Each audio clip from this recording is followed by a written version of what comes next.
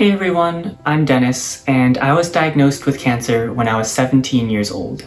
This is my journey of how I found out that I had cancer. Now, if we rewind a bit back to August of 2013, I was 17 years old and I was just about to enter my senior year of high school. My classes started in September, so I was actually just starting to train for cross country. And I was a little bit out of shape, I was a little bit lazy in the summer, so I wanted to get a head start on my training. But after the first couple weeks of distance training and workouts, I started to get this really weird knee pain. It wasn't external, it wasn't as if I had just hit my knee, and it wasn't muscular, so it wasn't as if I had torn a muscle or strained a muscle or that sort of thing. Instead, it was more of an inner knee pain, kind of like a pressure inside the knee or kind of like a deep aching. And it just constantly hurt while I was running, and then also a day or two afterwards, it would just linger and cause me pain.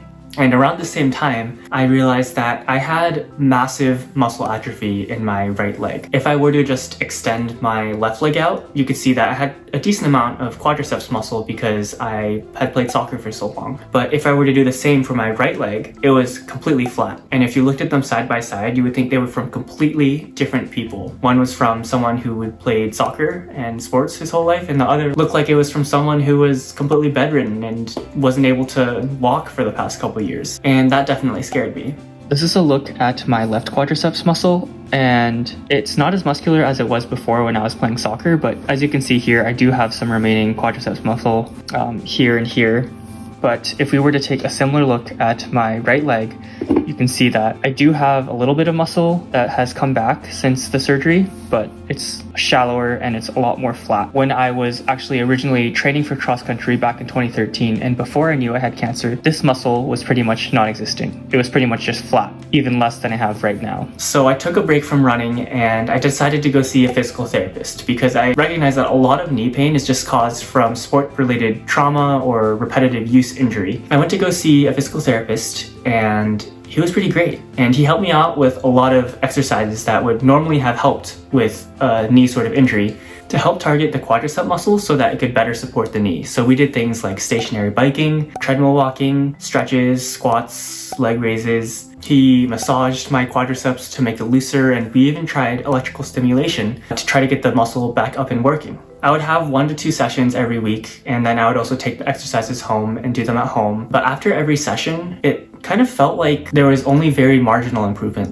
Maybe for the next day or two, I felt slightly better in my right leg, and it was maybe a little bit more stable and a little bit stronger. But the thing is, we didn't see any major improvement over the next month. My right quadriceps muscle was still super flat, and I was still getting knee pain if I were to run or put too much impact on it. So at that point, my physical therapist was just like, this is really weird. And so my physical therapist actually recommended that I get x-rays done on my leg because he suspected that there was something more structurally wrong with my leg. So to recap the timeline so far, I had started to train for cross country in around late August, and then I realized that I had a problem with my right knee and the muscle atrophy around late August. I got a physical therapist for about a month, and throughout that whole time I did not run at all, and I was just going through normal senior year high school stuff. But by late September, my physical therapist recognized that something was probably wrong on a deeper level, and so I went to go get x-rays in late September, early October. At this point, I went to a private sports-related doctor, and here's where I got my x-rays done. After my first round of x-rays, the doctor took a look. He actually saw that there was bone in places that we didn't expect. Looking at the knee and the femur, it looked like there was actually bone outside of where the femur or the knee should have been. The doctor theorized that it could be bone splinters or just some weird thing going on with the knee that causes the bone to just splinter out and cause issues with the muscles and everything else interacting within the knee. But his takeaway was that he couldn't really get a clear enough picture with just x-rays, and that he knew something was wrong with the bone in the knee, and so he recommended that I get MRIs done. MRIs are a way to get much clearer pictures of exactly what's going on layer by layer, kind of like a 3D look into your own body. And so by the time that the doctor took a look at the MRIs, he seemed a little bit concerned. It looked like this extra bone that he saw on the x-rays was extra growth of bone. And I actually wasn't that concerned with this because when I was younger, around 12 years old, I actually was diagnosed with Osgood-Schlatter's. And that's where you have this weird fragmentation of your bone below your knee, where it kind of collects in this really painful bump. And so I was familiar with bone being in places where it really shouldn't be. Here's a look at the Osgood-Schlatters on my left knee. You can see this is the main kneecap,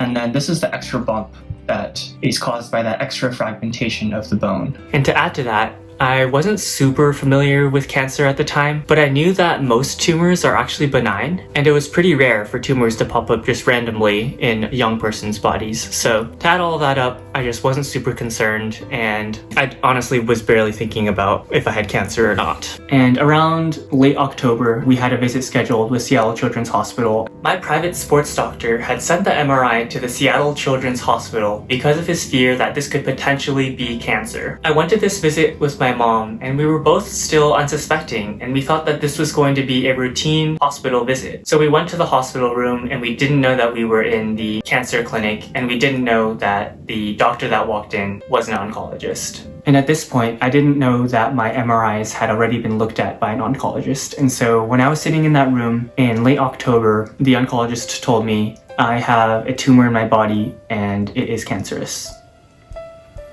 The oncologist seemed extremely certain that, based on what he could see from the MRI, that this had grown out from the bone and it was very indicative of osteosarcoma.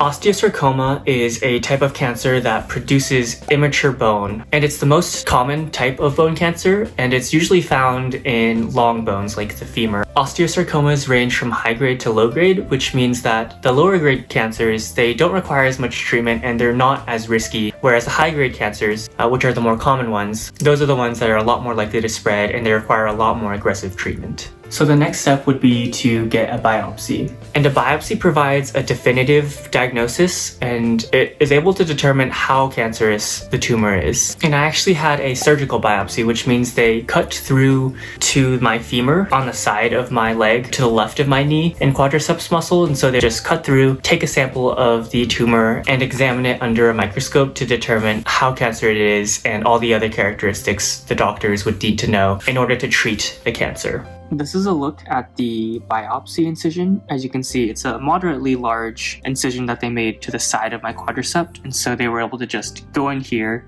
and take a piece of the tumor that was sitting at around the bottom of my femur bone right here. During this biopsy, they would most likely keep me under until they got the lab results back to confirm that it was osteosarcoma, and then if they confirmed that it was osteosarcoma, they would also put in a portacath, which basically is like a cylinder maybe this big and maybe this tall, where they just put in under my skin here. You can see I have a scar here, and it just sits here, and then whenever they need to give chemotherapy, they would just inject a needle and just inject it directly into the body through here. And that's better than getting your arms pricked every single time that you would need to get chemotherapy, because you need to get it a lot. And so after the visit with Seattle Children's Hospital, I found out that I almost definitely had cancer. And so the biopsy was scheduled for around mid-November, and so they cut open my leg, they took out a piece, and they confirmed that it was indeed osteosarcoma. So after I woke up in the recovery room later that day, that is when I officially knew 100% that I indeed had osteosarcoma. The doctor gave me around a 70 to 75% chance to live.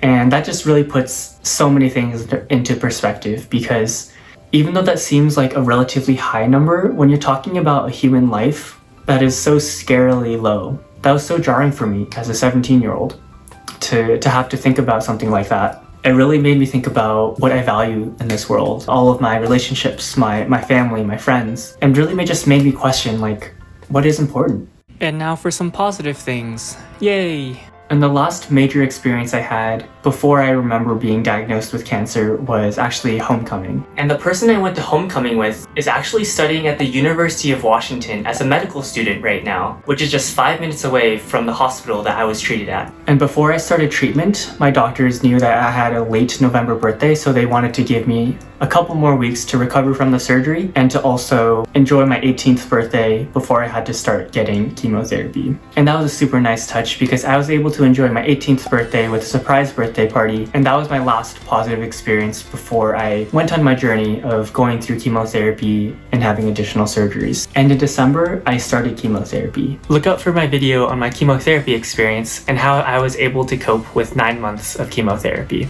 So hopefully this video has been helpful for those of you who have been recently diagnosed or who know someone who has been, and please, please, please stay strong, lean on your support network, and don't be afraid to reach out for help. If you like this video, please like, comment, and subscribe. I'll be releasing new videos at least once a week. Thanks!